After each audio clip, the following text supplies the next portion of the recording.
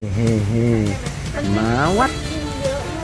หนูเป็นหมาวัดชื่ออะไรนะไมโลใช่ไหมคะหมาวัดมาเพียงใต้เห็นมาตั้งแต่ตัวครึ่งเดียวเนี่ยดูสิโอ้โหไมโลทำไมไม่ลุกทำไมไม่ต้องทำไมคะตรงคะนะไอเมลบอกพี่พิมกลับมาหาแล้วเมลหนักเท่าไหร่แล้วลูกเท่าไหร่แล้วคะเยอะนะไมโลเป็นหมา